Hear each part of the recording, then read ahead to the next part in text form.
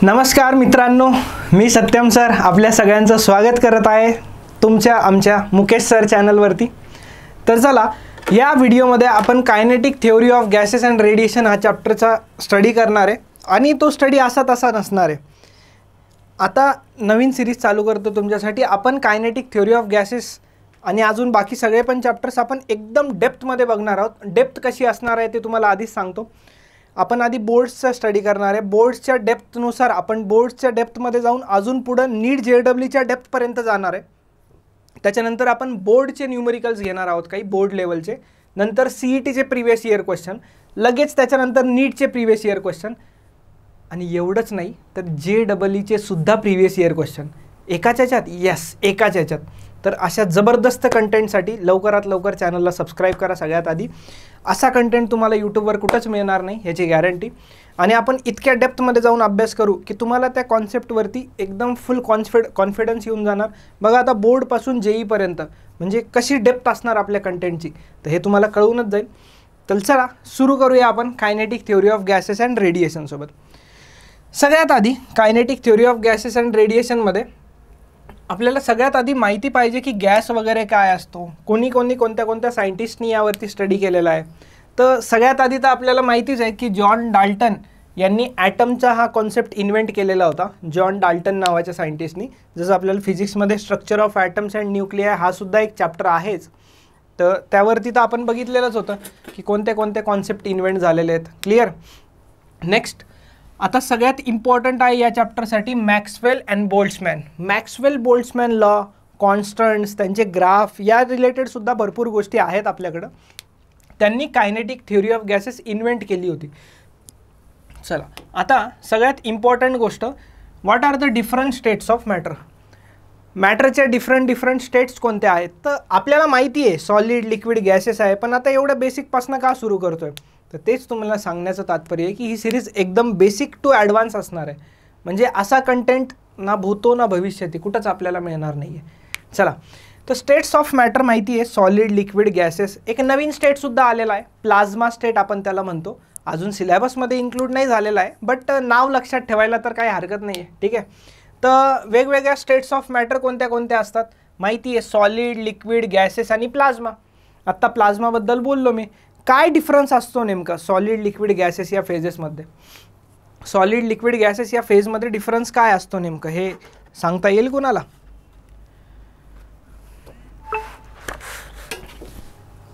Main difference असतो solid, liquid, गॅसेसमध्ये। सॉलिडला definite shape असतो, ठीक आहे। लिक्विड्सला डेफिनाइट शेप नसतो, ज्याच्यात त्याला टाकता तो त्याचा शेप घेऊन टाकतो। उदाहरणार्थ पाणी, दूध यांना जर ग्लासमध्ये टाकलं तर ग्लासचा शेप घेतो, तांब्यात टाकलं तर तांब्याचा शेप घेतो। तर त्यांना पर्टिक्युलर शेप नसतो, ठीक आहे। आणि तिसरं असतं गॅसेस। गॅसेसला तर काहीच घेणं देणं नसतं ना त्यांचा शेप अँड साईज ना कंटेनरचा। जेवढी जागा मिळते तिकडे पसरून जातात ते। म्हणजे जर इतका जरी गॅस असला आणि मी इथं सोडून दिला रूममध्ये तर तो पूर्ण रूम ऑक्युपाय करतो, जेवढी स्पेस मिळेल तेवढी ऑक्युपाय करतो। तर याला आपण व्हॉल्यूम वगैरे रिलेटेड या कॉन्सेप्टमध्ये बघूच पुढे, ठीक आहे। चला कसं डिस्टिंग्विश करू आपण सॉलिड, लिक्विड, गॅसेसला? तुम्ही सॉलिड, लिक्विड, गॅसेसला कसं डिस्टिंग्विश करसाल हे आपण आता इथे बघतोय। सगळ्यात बेसिक कॉन्सेप्ट काय आहे बघा सॉलिड, लिक्विड, गॅसेसच्या डिस्टिंग्विशमध्ये। सगळ्यात पहिला आहे शेप, ठीक आहे। तर सॉलिडला डेफिनाइट शेप असतो आणि लिक्विड जे आहे ते कंटेनरचा शेप घेतात। गॅसेसला पण कंटेनरचा शेप घेता येतो, पण दोघांमध्ये डिफरन्स काय मग? लिक्विड जितकं आहे म्हणजे जर अर्धा ग्लास पाणी आहे आणि जर ते दुसऱ्या आपण छोट्याशा ग्लासमध्ये टाकलं तर ते जितकं व्हॉल्यूम आहे तेवढं भरून टाकल किंवा कमी असेल तर कमी भरेल। पण गॅसेसचं तसं नाही आहे। गॅसेस कंटेनरची पूर्णच्या पूर्ण जागा घेऊन टाकतात, पूर्णच्या पूर्ण जेवढी जागा आहे तेवढी, काहीच घेणं देणं नाही, कमी आहे जास्त आहे काहीच घेणं देणं नाही।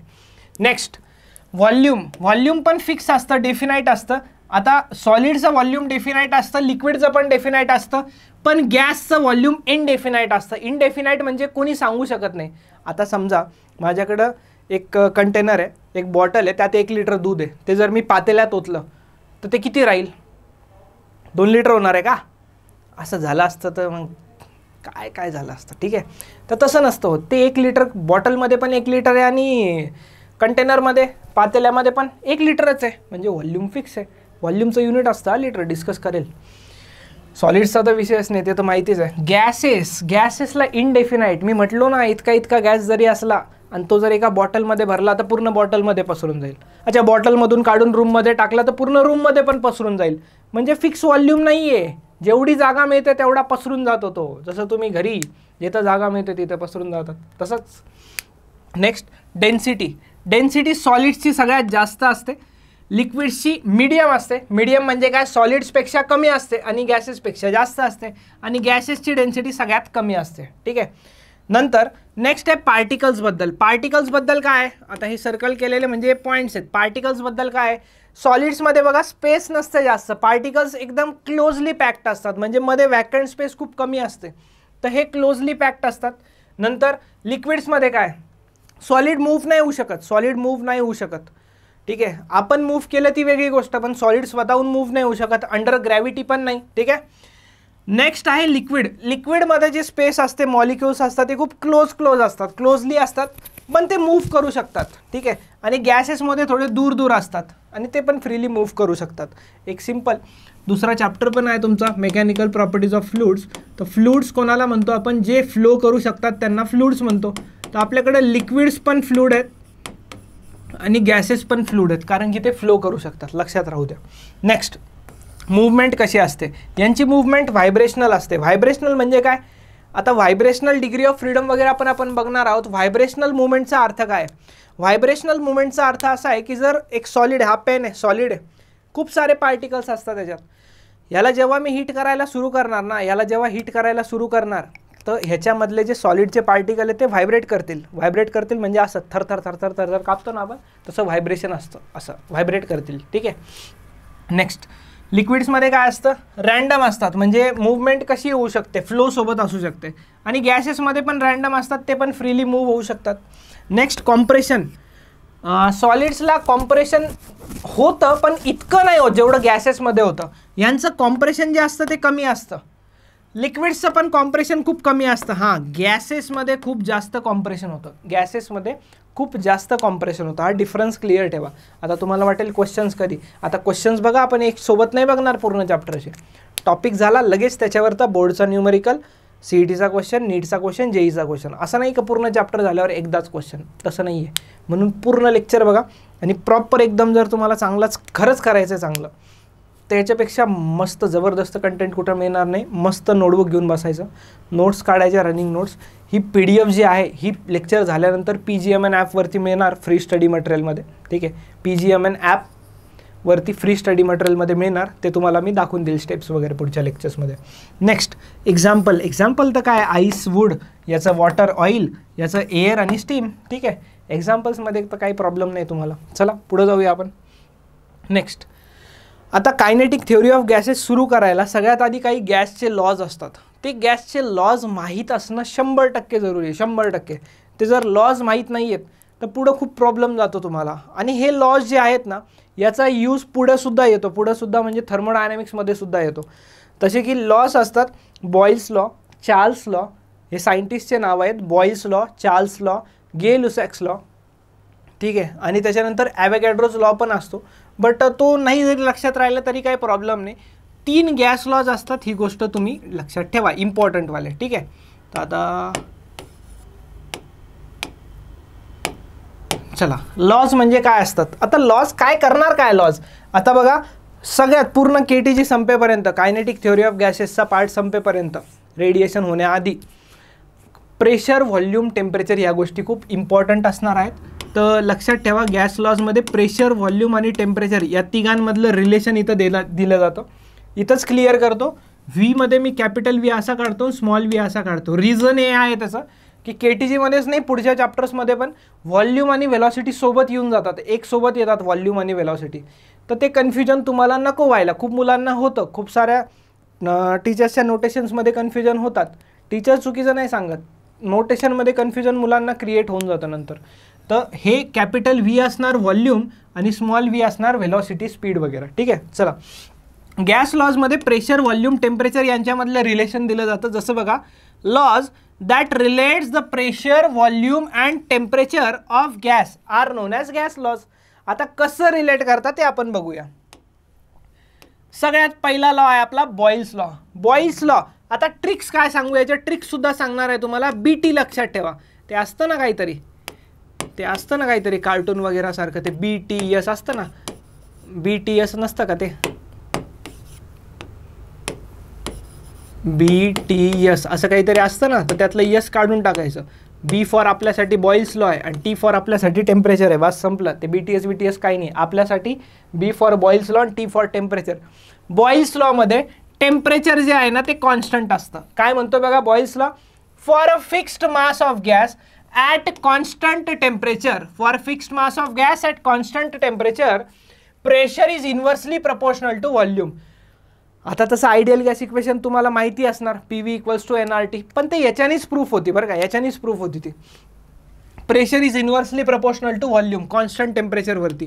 टेम्परेचर कॉन्स्टंट आहे तर प्रेशर आणि व्हॉल्यूम इन्व्हर्सली प्रपोर्शनल आहे. ठीक आहे. आता इथं तुम्हाला डायग्राम पण पहिले ॲनिमेशन दाखवून देतो मी. ठीक आहे, ॲनिमेशन पण आणलेत तुमच्यासाठी. बघा इथं आता काय होतं आहे, ह्याला मी कॉम्प्रेस करतो आहे. कॉम्प्रेस जर केलं याला पिस्टनला मी, तर काय होईल, प्रेशर वाढत जाईल, पण त्याचं व्हॉल्यूम कमी होत चाललं आहे.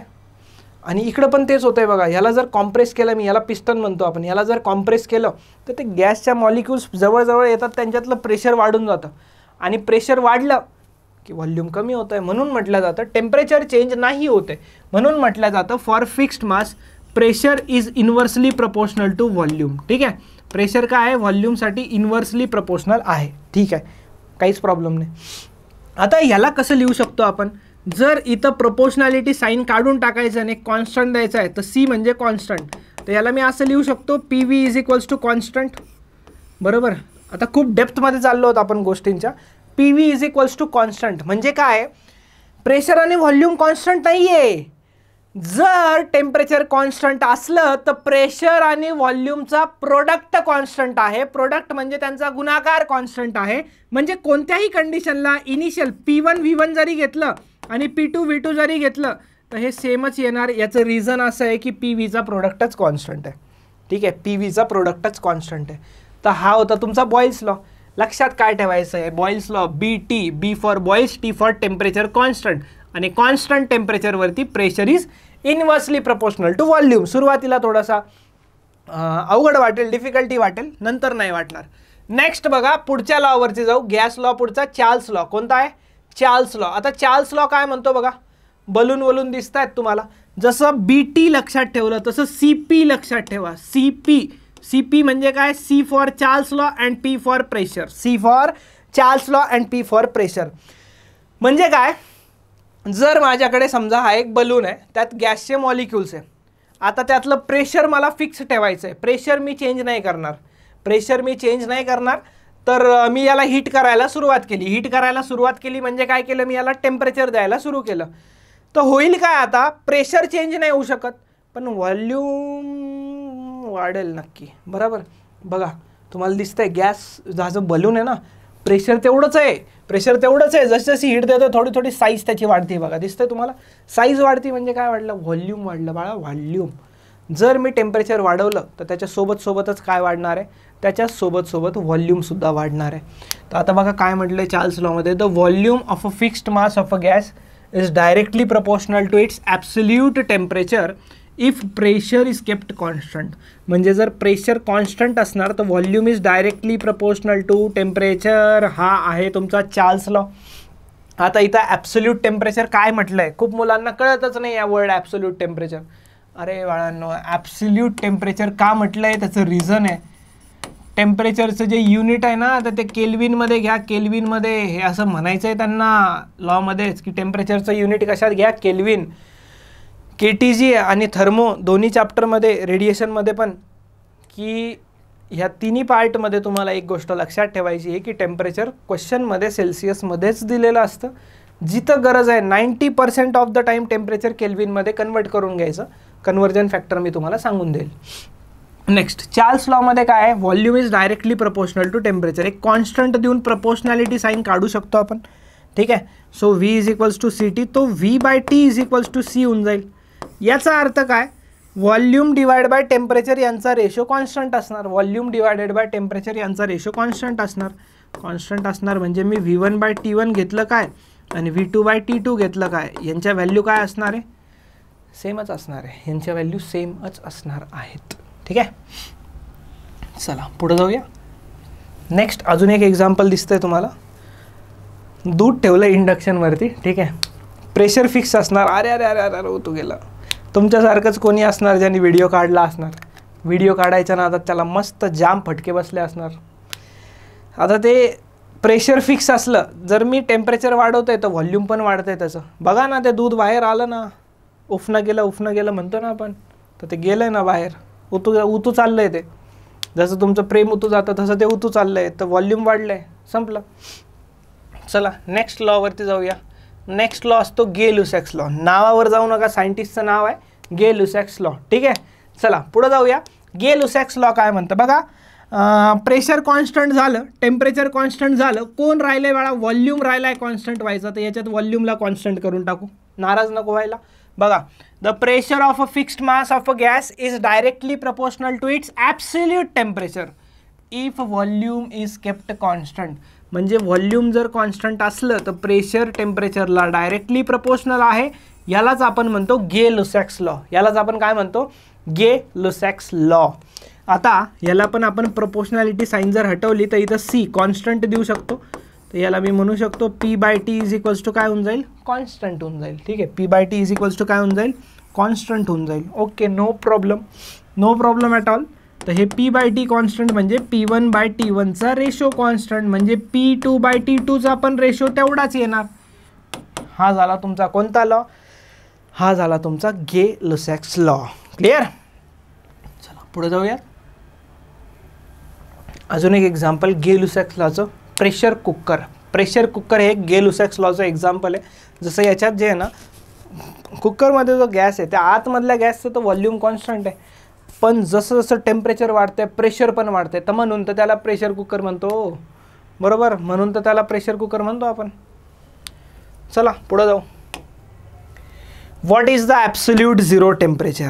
ॲब्सोल्यूट झिरो टेम्परेचर म्हणजे किती टेम्परेचर, ॲब्सोल्यूट झिरो टेम्परेचर म्हणजे किती टेम्परेचर, तर सांगतो तुम्हाला इथं.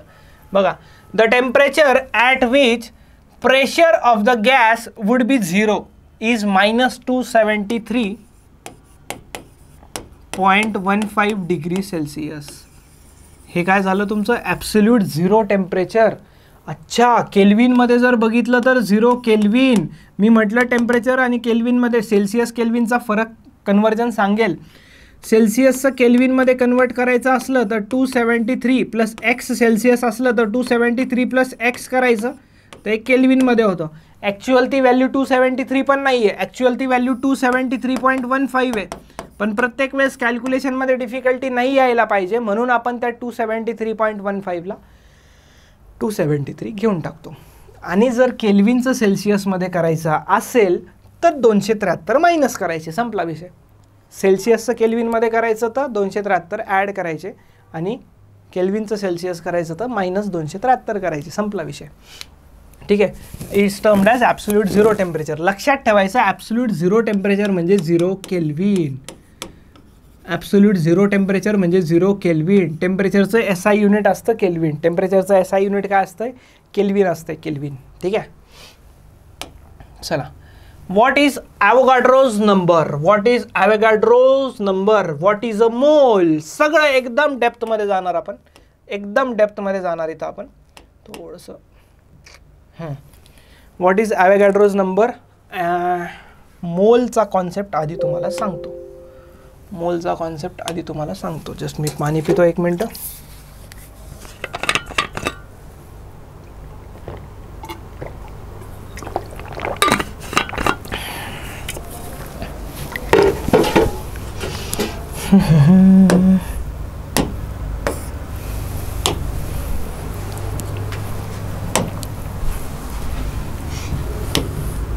हा कॉन्सेप्ट KTG मध्ये कुणीच सांगत नाही तुम्हाला, बघून घेसाल. ठीक आहे, कारण हा केमिस्ट्रीचा कॉन्सेप्ट असतो, कॉन्सेप्ट ऑफ मोल म्हणजे. ठीक आहे, आता कॉन्सेप्ट ऑफ मोलवर जाण्याआधी थोडंसं, मोल म्हणजे काय, एक मोल कोणाला म्हणायचं. ठीक आहे, ते कॉन्सेप्ट ऑफ मोलचं सगळ्यात इम्पॉर्टंट आहे. सगळ्यात आधी एक जो ॲटम असतो, तर ॲटममध्ये काय असतं, ॲटममध्ये प्रोटॉन्स असतात न्यूट्रॉन्स असतात आणि इलेक्ट्रॉन्स असतात, बरोबर. प्रोटॉन्स, न्यूट्रॉन्स आणि इलेक्ट्रॉन्स असतात. थोडंसं लक्ष द्या. मास ऑफ प्रोटॉन आणि मास ऑफ न्यूट्रॉन आपण अप्रॉक्सिमेटली सेम घेतो. अप्रॉक्सिमेटली काय घेतो? सेम घेतो. But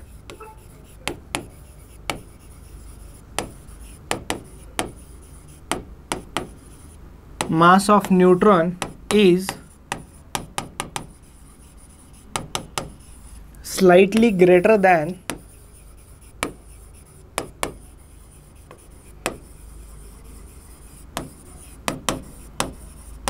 mass of proton. ठीक आहे.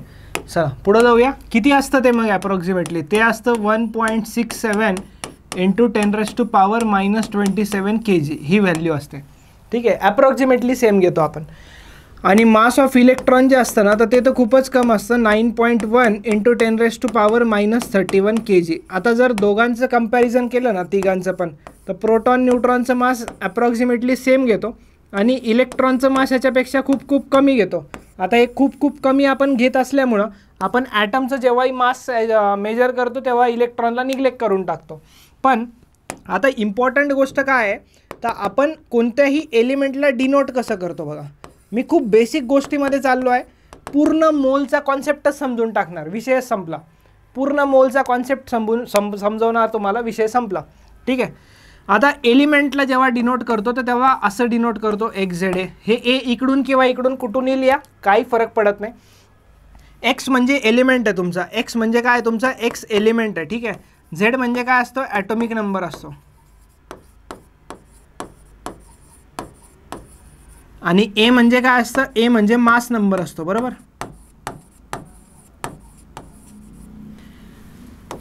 आता थोडंसं लक्ष द्या इकडं ॲटॉमिक नंबर आणि मास नंबरवरती. जो ॲटॉमिक नंबर असतो ना, तेवढेच तुमच्याकडे नंबर ऑफ प्रोटॉन्स असतात. तेवढेच तुमच्याकडे नंबर ऑफ प्रोटॉन्स असतात. ठीक आहे. आणि नेक्स्ट गोष्ट काय आहे की जेवढे ए म्हणजे काय असतं? मास नंबर असतं. ए म्हणजे काय असतं? मास नंबर असतात. किती? Mass number. मास नंबर म्हणजे number of protons plus number of neutrons. ठीक आहे. इथं मी लिहून टाकतो नंबर ऑफ प्रोटॉन्स. आणि इकडे काय लिहायचं आहे? Number of protons plus number of neutrons. In short, जर तुम्हाला कधी नंबर ऑफ न्यूट्रॉन्स फाइंड करायचेच असले, नंबर ऑफ न्यूट्रॉन्स फाइंड करायचेच असले की ज्याला आपण NN म्हणतोय, तर तुम्हाला ए मधनं नंबर ऑफ प्रोटॉन्स मायनस करायचे. आणि नंबर ऑफ प्रोटॉन्स म्हणजे झेड असतं ना, तर ए मायनस झेड जर तुम्ही कधी केलं तर तुम्हाला in short number of neutrons भेटून जातात. ठीक आहे. आता कोणत्याही ॲटमचं जेव्हा आपण मास कॅल्क्युलेट करतो, तर कोणत्याही ॲटमचं मास कॅल्क्युलेट करताना तुम्हाला प्रोटॉन्सचं मास पाहिजे, तुम्हाला न्यूट्रॉन्सचं मास पाहिजे. इलेक्ट्रॉन्सचं मास आपण निग्लेक्ट करतो कारण की ते ऑलरेडी खूप कमी असतं. ठीक आहे. आता बघा, जसं हीटचे युनिट जूल पण असतं, कॅलरीज पण असतं. ठीक आहे, बरोबर. जूल पण असतात, कॅलरीज पण असतं. एनर्जीसाठी युनिट जूल असतं, इलेक्ट्रॉन वोल्ट पण असतं. आता जूल नंतर इलेक्ट्रॉन वोल्टची काय गरज पडली? जूल नंतर इलेक्ट्रॉन वोल्टची गरज याच्यासाठी पडली, जूल हे खूप मोठं युनिट झालं होतं, तर छोट्या युनिटची गरज होती, तर इलेक्ट्रॉन वोल्ट घेतलं. ते आपण मॉडर्न फिजिक्समध्ये बघूयात. पण इथं काय फरक पडला आहे? इथं झालं आहे असंही की kg खूप मोठं झालं आहे. 10⁻⁻27 किती छोटं होईल ते? किती छोटं होईल ते? तर त्यामुळं इथं एक नवीन युनिटचं इन्व्हेन्शन झालं, ज्याला आपण म्हणतो ॲटॉमिक मास युनिट. काय म्हणतो आपण त्याला? Atomic mass unit. आपण मोलच्याच कॉन्सेप्टमध्ये आहोत अजून. ठीक आहे. ॲटॉमिक मास युनिट AMU, त्याला छोट्या युनिट डिनोट करतो आपण. आता हे ॲटॉमिक मास युनिट कोणाला 1 AMU म्हणायचं, जसं 1 kg कोणाला म्हणायचं हे सायंटिस्ट लोकांनी डिफाईन करून ठेवलं आहे. तर 1 AMU कोणाला म्हणायचं? तर सगळ्यात आधी मास कॅल्क्युलेट करायचं. Mass of C12 isotope, carbon 12 आयसोटोपचं मास कॅल्क्युलेट करायचं आणि त्याला 12ने डिवाइड करून टाकायचं.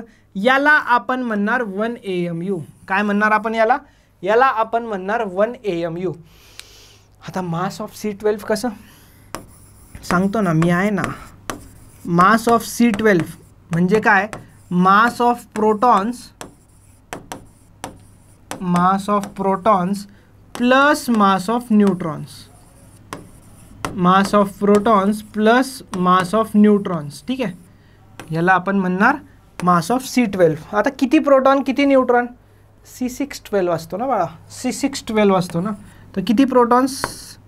6 proton. 6 into mass of protons plus 6 into mass of neutron. आता मला माहिती आहे, मी इकडे लिहितो आहे की मास ऑफ प्रोटॉनला आपण ॲप्रॉक्सिमेटली मास ऑफ न्यूट्रॉनच घेऊन टाकतो. तर मला सांगा, याला ॲप्रॉक्सिमेटली मी 6 MP प्लस या MN पण 6 MP लिहिलं तर काय प्रॉब्लेम आहे? तर हे किती झालं? 12 इंटू मास ऑफ प्रोटॉन झालं. आणि मास ऑफ प्रोटॉन किती असतो तर ही व्हॅल्यू सांगितली ना तुम्हाला मी आत्ता. तर किती होऊन जाईल? 12 इंटू 1.67 इंटू 10⁻⁻27 kg. हे काय झालं आहे तुमचं? मास ऑफ C12 झालं आहे. आता पुढं थोडंसं जाऊया आपण.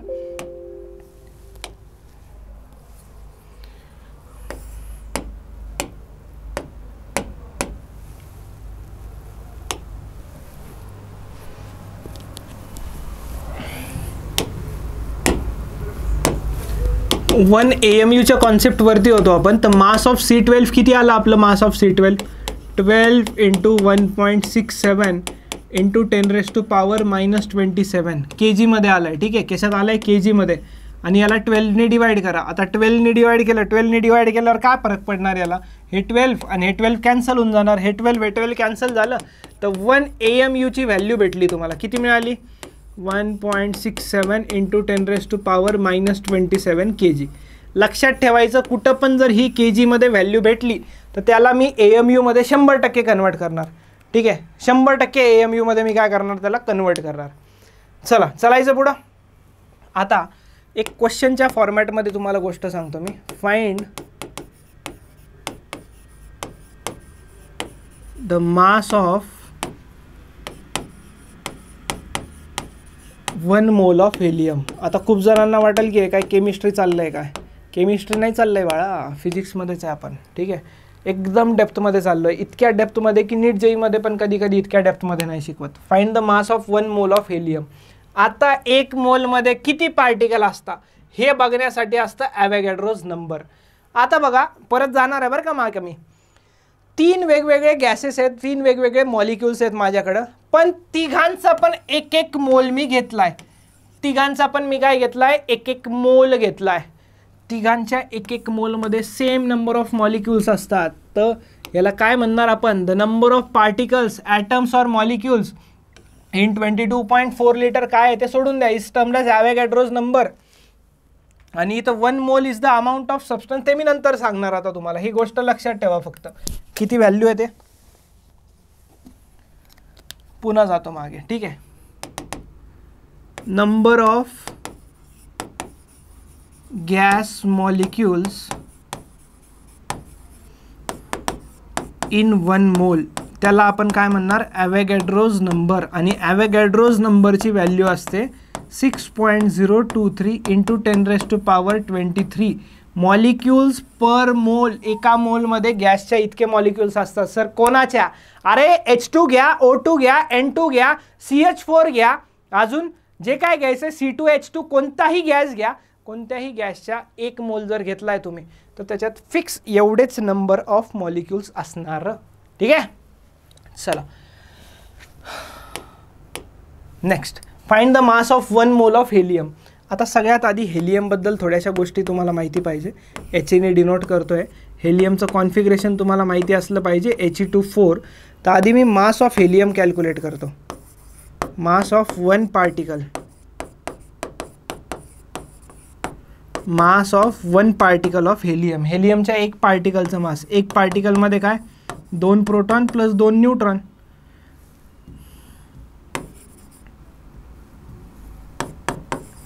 दोन प्रोटॉन प्लस 2 न्यूट्रॉन. आता न्यूट्रॉनला पण आपण प्रोटॉनचंच मास घेतो ना.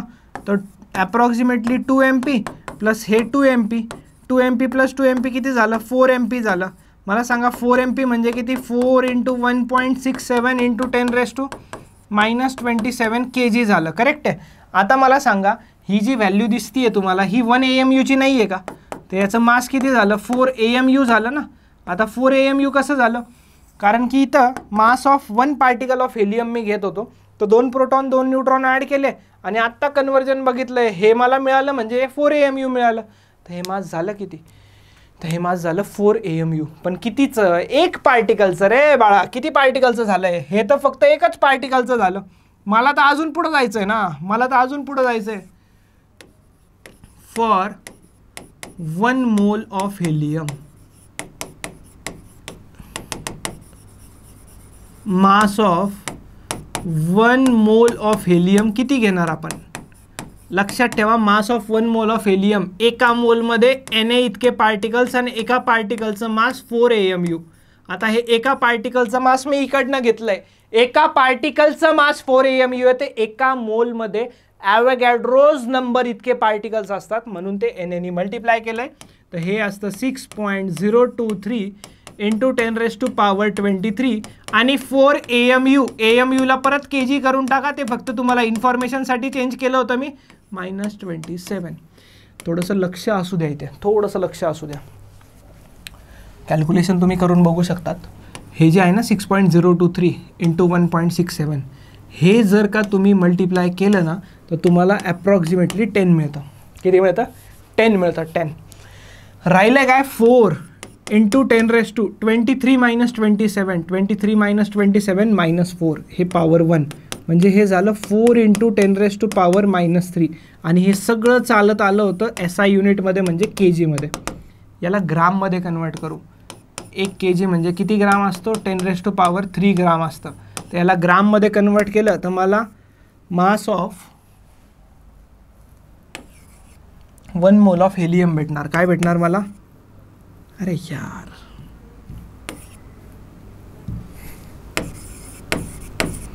मास ऑफ 1 मोल ऑफ हेलियम भेटणार. आणि किती भेटणार? ते 4 ग्राम भेटणार.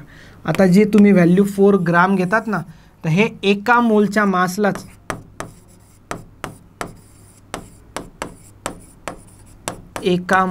मासलाच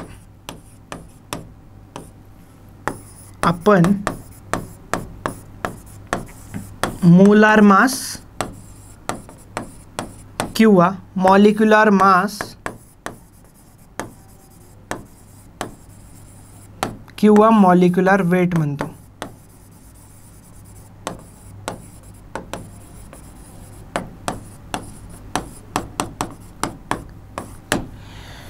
हे जे आहे ना, कसं एकदम डोक्यात गेलं असणार. ठीक आहे, नोट्समध्ये पाहिजे, समोरचा बघून असा थक्क झाला पाहिजे. अरे हे कुणी शिकवलं फिजिक्समध्ये इतकं डेप्थमध्ये? अरे हे तर हेलियमची गोष्ट चालू आहे. एका मोलच्या मासला आपण molar mass, molecular weight, molecular mass म्हणतो, ज्याला तुम्ही 4 ग्राम घेता. अजून एक्झाम्पल्स घेऊ का? एक्झाम्पल्स जर घ्यायचे झाले ना तर एक्झाम्पल्ससाठी थोड्याशा गोष्टी लक्षात ठेवा. O2 म्हटलं ना तर तुम्ही मोलार मास किंवा मॉलिक्युलर वेटला MO किंवा MWनी डिनोट करता. त्याला तुम्ही 32 ग्राम म्हणता ना सरळ सरळ. तर अरे ते 32 ग्राम असं आलंय. O2चं पण कॅल्क्युलेट करू शकता.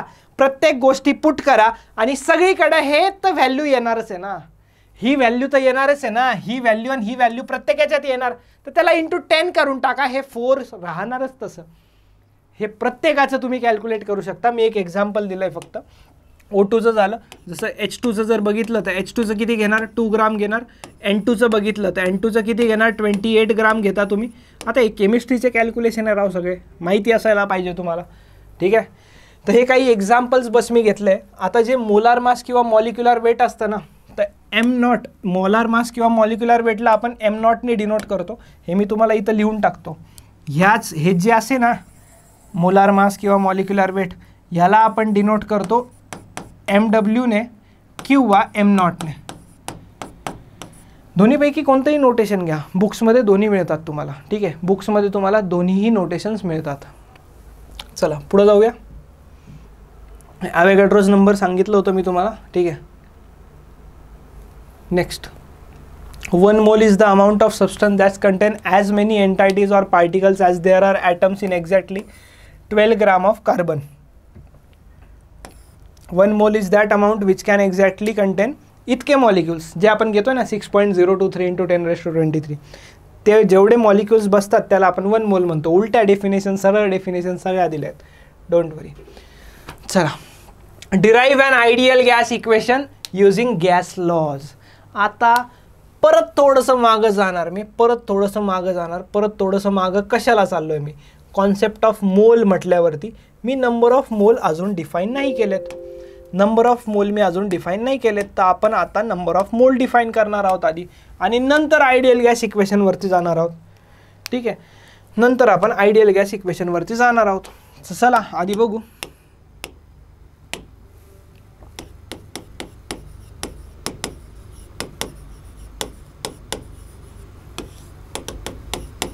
नंबर ऑफ मोल्सला मी स्मॉल एननी डिनोट करतो. ठीक आहे, आता या नंबर ऑफ मोल्सवरती जाण्याआधी काही इम्पॉर्टंट नोटेशन्स असतात. हे नोटेशन्स तुम्हाला माहिती असले पाहिजे. ठीक आहे, हे इम्पॉर्टंट नोटेशन्स तुम्हाला माहिती असले पाहिजे. ही इम्पॉर्टंट नोटेशन्स माहिती नसले की होणार गडबड. काय होणार? गडबड होणार, गडबड. इम्पॉर्टंट नोटेशन्स माहिती नसले की गडबड होणार.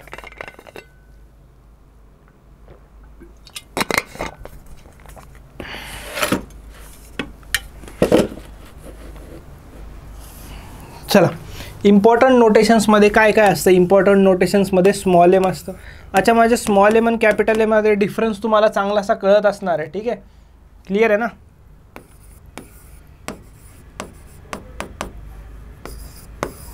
कॅपिटल एम, स्मॉल एम, त्याच्यानंतर एन ए लिहिलं आहे मी. ठीक आहे, एन ए लिहिलं आहे. त्याच्यानंतर लिहिलं आहे कॅपिटल एन. त्याच्यानंतर लिहिलं आहे एम डब्ल्यू. एम डब्ल्यू म्हणजे मोलार मास. यालाच एम नॉटसुद्धा म्हटलं जातं बघा. कुठं कुठं याला एम नॉटसुद्धा म्हटलं जातं, काहीच प्रॉब्लेम नाही. एन नॉट म्हणा, एम डब्ल्यू म्हणा, काहीच फरक नाही पडत त्याच्याने आपल्याला. ठीक आहे, नेक्स्ट एक नोटेशन थोडंसं हाफ पेज करून इकडे घेऊन टाकतो. किती झाले? 5, 6 एन घेतो. आता इतके डिफाईन करू आपण, नंतर थोडंसं पुढं जाऊया. बाकी अजून काही गोष्टी आहेत. ठीक आहे, चला. स्मॉल एम म्हणजे mass of one particle of gas. Small M म्हणजे कुठंही पुढे आता हे नोटेशन्स आले केटीजीत तर तुम्ही समजून जायचं मी काय लिहितोय. स्मॉल एम म्हणजे mass of one particle. Capital M म्हणजे total mass of gas sample.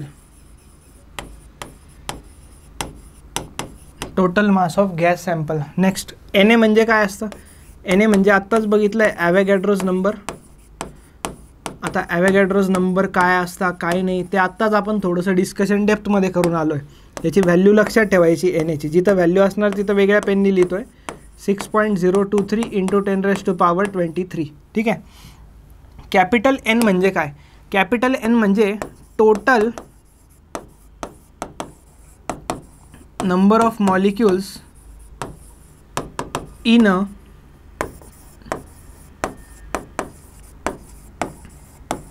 Complete gas sample. पूर्ण गॅस सॅम्पलमध्ये किती नंबर ऑफ मॉलिक्युल्स आहेत त्याला आपण कॅपिटल एन म्हणतो. ठीक आहे. नेक्स्ट एम डब्ल्यू म्हणजे मोलार मास किंवा मॉलिक्युलर वेट. याच्याबद्दल थोड्या वेळा आधीच मी डिस्कशन केलं आहे तर जास्त डेप्थमध्ये जावं असं मला वाटत नाही. तुम्ही एकदम कॉन्सन्ट्रेशनने पूर्ण लेक्चर बघत असाल अशी मी अपेक्षा करतो. एन म्हणजे असतं नंबर ऑफ मोल्स. आता इथं सुरू होतोय इम्पॉर्टंट गोष्ट. नंबर ऑफ मोल्स कसे कॅल्क्युलेट करायचे? खूप साऱ्या क्वेश्चन्समध्ये नंबर ऑफ मोल्स दिलेले नसतात. मला सांगा, तुम्हाला जर मी एक गॅस देऊन टाकला, O2 दिला. ठीक आहे. एक्झाम्पल घेतो. इकडे एक्झाम्पल लिहितो मी. ठीक आहे. एक्झाम्पल लिहितो मी त्याचं. ठीक आहे. मी O2 दिला तुम्हाला. O2चं मोलार मास तुम्हाला माहिती आहे किती? O2चं मोलार मास MW 32 ग्राम आहे. आणि पूर्ण गॅस सॅम्पलचं जर मी मास दिलं, पूर्ण गॅस सॅम्पलचं मास समजा मी म्हटलं 96 ग्राम दिलं मी तुम्हाला. मला सांगा याच्यात किती नंबर ऑफ मोल आहे? कसं कॅल्क्युलेट करणार तुम्ही? O2 गॅस दिला आहे तुम्हाला 96 ग्राम, त्याचं मोलार मास 32 आहे. मोलार मास म्हणजे काय असतं? मोलार मास म्हणजे एका मोलचं मास. मला सांगा, एका मोलमध्ये 32 ग्राम मास बसतं आहे, तर 96 ग्राममध्ये 96 ग्राममध्ये किती मोल बसणार? एका मोलमध्ये 32 तर 96 ग्राममध्ये ऑब्व्हियसली 3 मोल बसणार, बरोबर ना? म्हणजे याच्यात जर नंबर ऑफ मोल्स काढायचे तर मी याला काय करणार? 96 डिवाइड बाय 32. सो हे किती आलं? 3 नंबर ऑफ मोल आले. अरे वा वा वा वा वा. त्याच्यावरनं एक फॉर्म्युला बनेल ना माझा. N = mass of gas sample. Mass of gas sample divided by molar mass. म्हणजे टोटल मास किती आहे आणि डिवाइड करा एका मोलच्या मासनी. नंबर ऑफ मोल्सचा फॉर्म्युला आला capital M divided by MW. काय आला? Capital M divided by MW. काय आलं? आता इकडं थोडंसं मागे येतो. टोटल गॅसचं मास म्हणजे किती? एका गॅसमध्ये N इतके मॉलिक्युल्स आहे आणि एकाचं मास स्मॉल m आहे. पूर्ण गॅसचं मास काढायचं आहे तर सगळे पार्टिकल्स इंटू एकाचं मास, सगळे पार्टिकल्स इंटू एकाचं मास. आणि जर मोलार मासवरती जायचं आहे तर मोलार मासमध्ये किती मॉलिक्युल्स असतात? Na, ॲव्होगॅड्रोज नंबर इतके, आणि एकाचं मास किती असतं? स्मॉल m असतं. वा वा वा वा वा, ही गोष्ट तुम्हाला कळाली असणार आहे. तर ह्याच गोष्टीचं समर्थन करून मी पुढे पूर्ण मास किती? नंबर ऑफ मॉलिक्युल्स इंटू एकाचं मास, आणि मोलार मास किती? मोलमध्ये किती molecules? Na into m. m cancel. Number of मोल्सचा एक अजून फॉर्म्युला मिळाला तुम्हाला N डिवायडेड बाय Na. दोन्हीही नंबर ऑफ मोल्सचे फॉर्म्युले खूप खूप जास्त इम्पॉर्टंट आहेत, लक्षात ठेवा. दोन्हीही नंबर ऑफ मोल्सचे फॉर्म्युले खूप खूप जास्त इम्पॉर्टंट आहेत. बाकी आयडियल गॅस इक्वेशनच्या दृष्टीने पण आणि बाकी पण भरपूर गोष्टींनी हे इम्पॉर्टंट आहेत. ठीक आहे, चला पुढे जाऊया आता मग आता. ठीक आहे, नेक्स्ट सेवन्थमध्ये एक गोष्ट असते NTP अँड STP. हे वर्ड्स आहे ना क्वेश्चनमध्ये यूज केले जातात, बुक्समध्ये खूप जास्त डेप्थमध्ये याच्याबद्दल बोलतच नाहीत ते, पण हे खूप इम्पॉर्टंट आहे. NTP आणि STP खूप इम्पॉर्टंट आहे. ही गोष्ट तुमच्या लक्षात आली पाहिजे, हे तुमच्या लक्षात आलं पाहिजे लवकरात लवकर की NTP आणि STP हे खूप इम्पॉर्टंट आहेत. ठीक आहे, NTP म्हणजे काय असतं? NTP म्हणजे असतं नॉर्मल टेम्परेचर प्रेशर.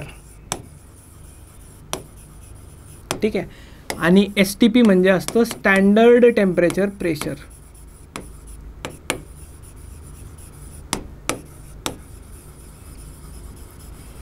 आता याच्यामध्ये बाबा काही व्हॅल्यूज असतात ज्या तुम्हाला लक्षात असायला पाहिजे. STP NTPमध्ये जर STP NTP वर्ड आला तर प्रेशर असतं 1 ATM. किती असतं प्रेशर? ओरे यार, पूर्ण इरेज झालं. ठीक आहे, नंबर किती होता? 6 7.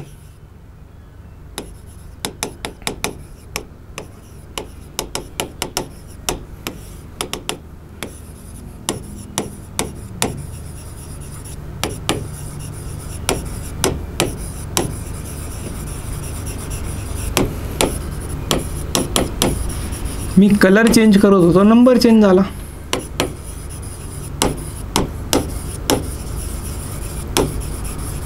ठीक आहे, जेव्हा पण NTP STPची गोष्ट येईल ना तर लक्षात ठेवायचं प्रेशरची व्हॅल्यू असते 1 ATM, 1 ॲटमॉस्फेरिक प्रेशर म्हणजे 1.01325 इंटू 10⁵ पास्कल. ठीक आहे, याला आपण ॲप्रॉक्सिमेटली 1 इंटू 10⁵ पास्कलसुद्धा म्हणतो, काही प्रॉब्लेम नाही. फ्लुइड्समध्ये आपण याचं डिस्कस केलेलं आहे. व्हॉल्यूम किती घ्यायचं आणि टेम्परेचर किती घ्यायचं? टेम्परेचर तर असतं आपलं 273 केल्विन. किती असतं? 273. एक्झॅक्ट व्हॅल्यू असते 273.1 केल्विन, आपण 273 केल्विन घेतो. व्हॉल्यूम किती असतं? व्हॉल्यूम असतं बाळांनो 22.41 लिटर्स. तर याला आपण ॲप्रॉक्सिमेटली 22.4 लिटर्स लिहितो, आणि याला जर SI मध्ये कन्वर्ट करायचं झालं तर 22.4 इंटू 10⁻³ मीटर क्यूब असं आपण त्याला घेतो. ठीक आहे, हे झालं STP NTP बद्दल. हे कशाबद्दल झालं? हे झालं STP NTPच्या बद्दल. ठीक आहे, नेक्स्ट 8वा आणि सगळ्यात इम्पॉर्टंट R म्हणजे एक नोटेशन येणार पुढं तुम्हाला, ज्याला आपण म्हणणार युनिव्हर्सल गॅस कॉन्स्टंट. काय म्हणणार आपण त्याला? Universal gas constant. पुढे येणार इक्वेशन्समध्ये. लॉजवरनं आपण अजून आयडियल गॅस इक्वेशनवरती गेलेलो नाही आहोत. ठीक आहे, मी खूप बेसिक सांगतोय. R नावाची एक टर्म येईल आणि या Rची एक व्हॅल्यू असणार 8.314. युनिट पण सांगून ठेवतो, थोड्या वेळात डिराईव्ह करून तुम्हाला सांगून देईल की कशी आली व्हॅल्यू, काय आली. 8.314 जूल पर मोल केल्विन. याला 25/3 लिहिलं तरी पण चालतं, आणि न्यूमरिकलसाठी मी ही व्हॅल्यू तुम्हाला रिकमेंड करेल की लक्षात ठेवा. हे कुणीच सांगत नाही की 8.314चं कॅल्क्युलेशन अवघड झालं तर MCQमध्ये कसं करायचं. ते 25/3 लिहिता येतं बाळा त्याला. बघा कन्वर्ट करून 8.3 येतं आहे approximately. Next we know that unit conversion असतं एक कॅलरी म्हणजे किती जूल असतं बाळांनो? 1 कॅलरी म्हणजे 4.2 जूल घेतो आपण.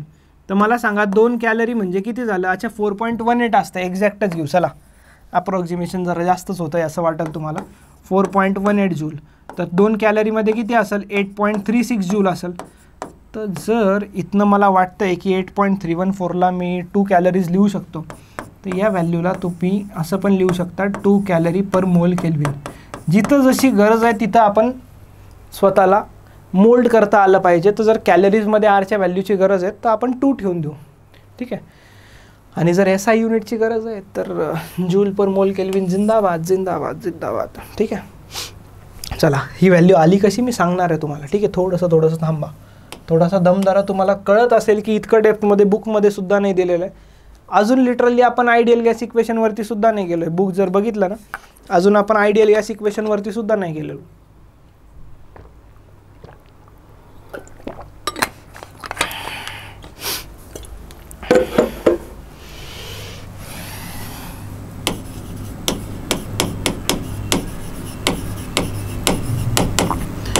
एक टर्म असते बोल्ट्झमॅन कॉन्स्टंट म्हणून. काय असते? Boltzmann constant. त्याला आपण केबीने डिनोट करतो किंवा खूप ठिकाणी त्याला केनी सुद्धा डिनोट केला जातं, केबी किंवा बोल्ट्झमॅन कॉन्स्टंट. आता हे काय असतं माहिती आहे का? एक जर कधी तुम्हाला एखाद्या इक्वेशनमध्ये आर आणि एन ए एक सोबत दिसले, म्हणजे R divide by N A दिसला, तर त्याला आपण केबी म्हणून टाकायचं. ते देवाचं असतं, त्याला आपण काय म्हणायचं? केबी म्हणून टाकायचं, देवाचं असतं, ठीक आहे. आता मला सांगा आरची व्हॅल्यू माहिती तुम्हाला? तुम्हाला केबीची व्हॅल्यू काढता येईल कारण की तुम्हाला एन ए सुद्धा माहिती आहे. तर ह्याला जेव्हा कॅल्क्युलेशन केलं ना, तर कॅल्क्युलेशन केल्यावर कळालं की याची व्हॅल्यू असते 1.38 इंटू 10⁻⁻23 आणि याचं युनिट असतं जूल पर केल्विन. किती असतं? जूल पर केल्विन. चला क्लिअर आहे इथपर्यंत. नेक्स्ट पुढे जाऊयात. नेक्स्ट नोटेशन आहे तुमचं. नेक्स्ट नोटेशन म्हणण्यापेक्षा पी आपण प्रेशर ऑफ गॅसने डिनोट करणार. पी आपण कशाने डिनोट करणार? प्रेशर ऑफ गॅसने डिनोट करणार. आता लक्षात ठेवायचं पीचे युनिट्स वेगवेगळे असतात. पीचं जे SI युनिट असतं ना, SI युनिट असतं पीचं न्यूटन पर मीटर स्क्वेअर. काय असतं? न्यूटन पर मीटर स्क्वेअर. आणि यालाच आपण पास्कल म्हणतो. जे आपण पास्कल वगैरेच्या व्हॅल्यूज घेतो ना, तर ते न्यूटन पर मीटर स्क्वेअरला म्हणतो. अजून काय काय युनिट्स असतात? 1 ATM ॲटमॉस्फेरिक प्रेशर, याला आपण 1.01 इंटू 10⁵ पास्कल लिहितो, असंही चालतं, ठीक आहे. नेक्स्ट युनिट काय असतं प्रेशरचं? नेक्स्ट युनिट असतं प्रेशरचं सगळ्यात इम्पॉर्टंट. आता ते ठीक आहे सांगून देतो तुम्हाला. समजा एक्झाम्पल जर तुम्हाला म्हटले की प्रेशर आहे 10 centimetre of HG, 10 centimetre of HG. आता तुम्ही म्हणसाल सर हे तर लेंथ झाली ना, लेंथमध्ये प्रेशर कसं झालं? याचा अर्थ असा होतो की जर मर्क्युरीचा 10 सेंटीमीटरचा कॉलम घेतला तर तो आपल्याला काहीसं प्रेशर देईल. तर ते प्रेशर कॅल्क्युलेट कसं करायचं? तर P = ρHgच्या फॉर्म्युल्याने ते कॅल्क्युलेट करायचं. हे H पुट करायचं, जी आपल्याला माहिती आहे, आणि डेन्सिटी त्या पर्टिक्युलर लिक्विडची घेऊन टाकायची. हे आपण फ्लुइडमध्ये शिकतो, ठीक आहे. चला पुढे जाऊयात.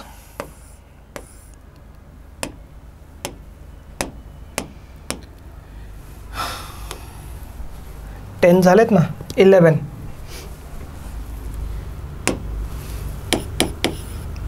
आहे टी. टी म्हणजे असतं ॲब्सोल्यूट टेम्परेचर. टी म्हणजे काय असतं बाळांनो? ॲब्सोल्यूट टेम्परेचर, ठीक आहे. त्याच्यात जास्त काही जायची गरज नाही आपल्याला. कन्वर्जन मी तुम्हाला सांगितलं आहे. टेम्परेचर हे केल्विनमध्ये घ्यायचं, ठीक आहे. व्ही म्हणजे काय असतं? व्ही म्हणजे सर व्हॉल्यूम असतं. कोणाचं व्हॉल्यूम घेतो सांगा बरं? गॅसचं व्हॉल्यूम घेतो की कंटेनरचं व्हॉल्यूम घेतो? सर आपण गॅसचा स्टडी करतोय तर गॅसचंच व्हॉल्यूम घ्यावं लागेल ना. अरे नाही रे बाळा, हे व्हॉल्यूम असतं व्हॉल्यूम ऑफ कंटेनर. सर असं कसं? पण हे तुम्ही चुकीचं सांगताय बरं. अरे बाळा खरंच व्हॉल्यूम ऑफ कंटेनर असतं. एक्झाम्पल घेऊन सांगतो.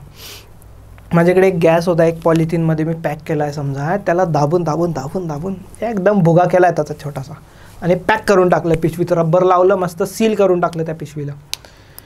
गॅस तर इतकाच होता ना. गॅस तर इतकाच होता. मी काय केलं मग पुढं माहिती आहे त्याला? एक मोठा बॉक्स घेतला, त्याच्यात जाऊन ती पिशवी फोडून टाकली, गॅस एका कोपऱ्यात जाऊन बसेल का? पूर्ण फैलून जाईल, पूर्ण फैलून जाईल त्याच्यात. पूर्ण फैलेल म्हणजे काय?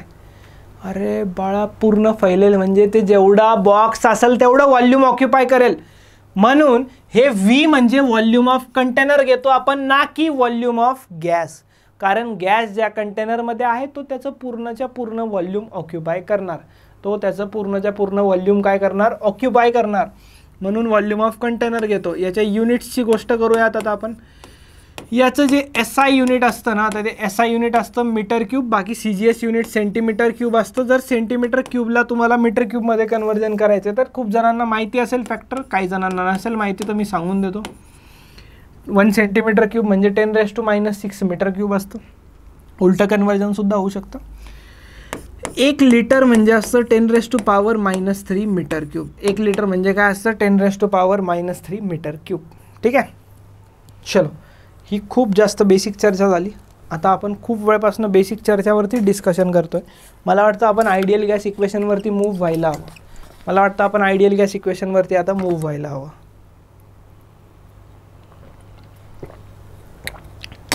अब समय आ चुका है कि हम सही ट्रैक पर चले जाएं. चला,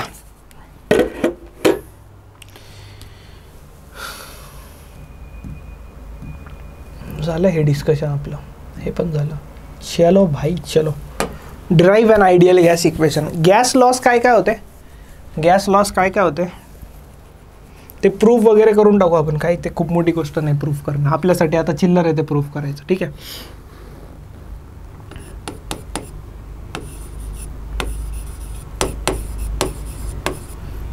गॅस लॉस पहिला बॉइल्स लॉ. मी डायरेक्ट रिलेशन लिहिणार आहे बरं का. बॉइल्स लॉ मध्ये काय? टेम्परेचर कॉन्स्टंट होतं, तर pressure is inversely proportional to volume. ठीक आहे. दुसरा चार्ल्स लॉ होता.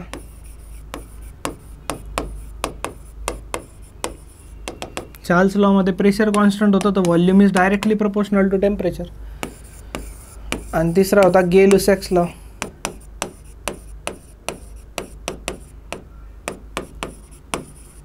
व्हॉल्यूम कॉन्स्टंट होतं तर pressure is directly proportional to temperature.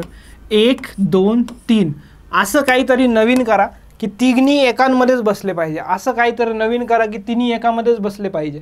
एकातच बसवायचं त्यांना. कसं बसवणार? मी लिहू का माझ्या हिशोबाने काहीतरी?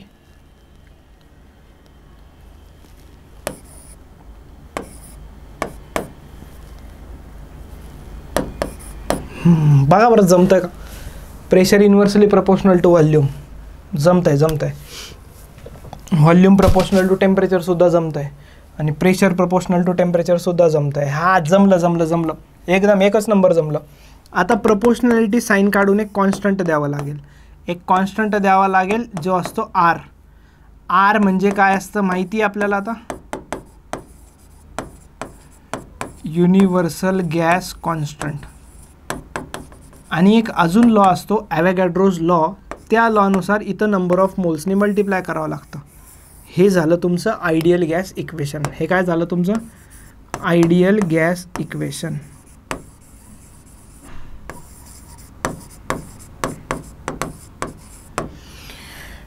ठीक आहे, आयडियल गॅस इक्वेशनचे तुम्हाला 3 फॉर्मॅट सांगणार. किती? 3 फॉर्मॅट. बुक्समध्ये पण नाही भेटत 3 फॉर्मॅट. तिन्ही पण बुकमध्ये 2च दिलेले असतात. मी 3 सांगणार तुम्हाला. हा झाला तुमचा आयडियल गॅस इक्वेशनचा पहिला फॉर्मॅट. 1 नंबर लक्षात ठेवायचं. ठीक आहे, 1 नंबर लक्षात ठेवायचं. ठीक आहे सर, राहील लक्षात तुम्हाला हे? चला, पहिला फॉर्मॅट आला. आता R काय असतं काय नाही हे माहिती तुम्हाला.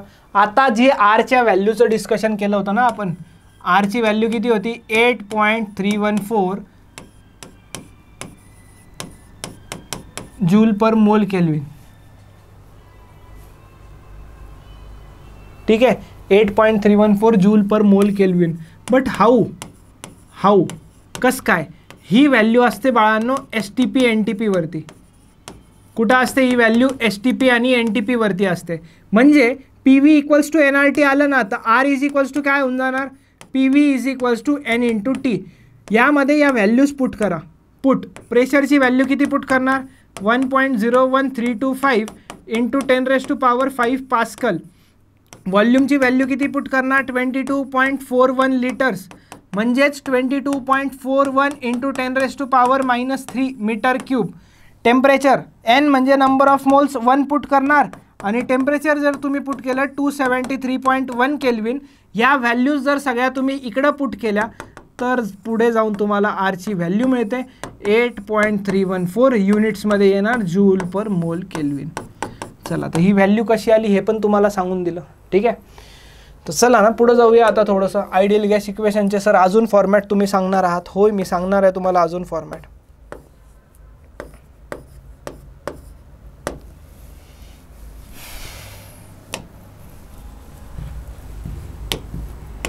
पहिला फॉर्मॅट काय आला होता आयडियल गॅस इक्वेशनचा? PV इज इक्वल्स टू, नाही आपण ते ह्या पेनाने लिहितोय ना.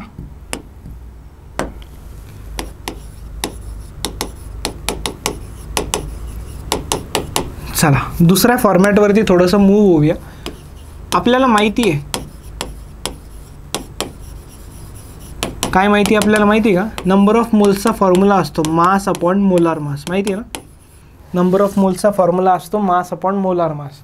आणि एक अजून फॉर्म्युला येतो N डिवायडेड बाय NA. काय येतं? N divided by NA. तर हे ना मी इकडं पुट करणार. हे मी काय करणार? इकडं पुट करणार.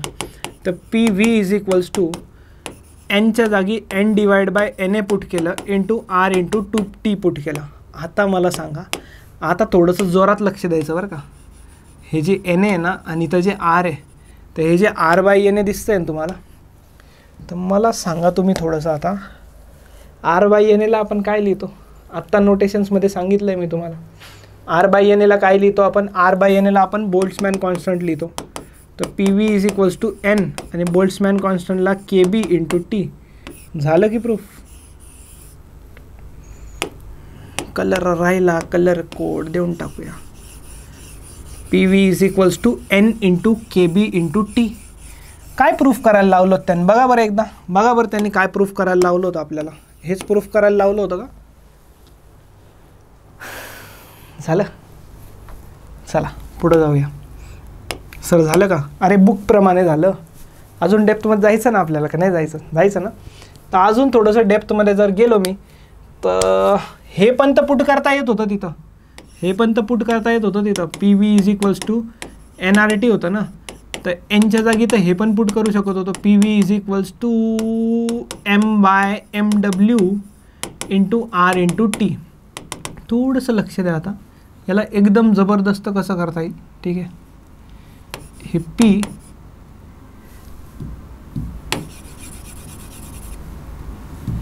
तिसऱ्या फॉर्मॅटवर जायचं आहे मला. मी याला लिहू शकतो ना RT डिवायडेड बाय MW. बरोबर, हे M होतं आणि हे व्हॉल्यूम इकडं आणलं. अरे वा वा वा वा वा. याचा काय फायदा होतो माहिती आहे का? हे जे मास बाय व्हॉल्यूम दिसतंय ना तुम्हाला, हे जे मास बाय व्हॉल्यूम दिसतंय ना, या मास बाय व्हॉल्यूमला आपण डेन्सिटी लिहू शकतो. मास बाय व्हॉल्यूमला आपण काय लिहू शकतो? मास बाय व्हॉल्यूमला आपण डेन्सिटी लिहू शकतो. तर इथं P इज इक्वल्स टू होऊन जातं ρRT डिवाइड बाय MW होतं ना. ρRT डिवाइड बाय MW होतं. बरोबर आहे, बरोबर आहे, बरोबर आहे, काहीच चुकीच नाही. तर मला सांगा, या रोला इकडं लिहा तर वेगळा फॉर्मॅट मिळाला. P/ρ is equals to RT by MW.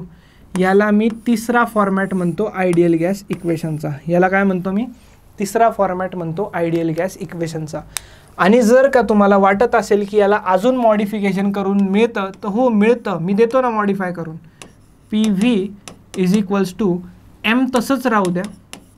MWच्या जागी काय पुट करू शकता तुम्ही? MWच्या जागी MWला तुम्ही स्मॉल m इंटू NA सुद्धा लिहू शकता. स्मॉल m इंटू NA सुद्धा लिहू शकता. इथं राहिलं R इंटू T. आता मला तुम्हीच सांगा, R इंटू T जे आहे ना, तुम्हीच सांगायचं आता मला. R इंटू T जे आहे, या R इंटू T आणि हे R by NA. R by NAला काय लिहायचं असतं बरं?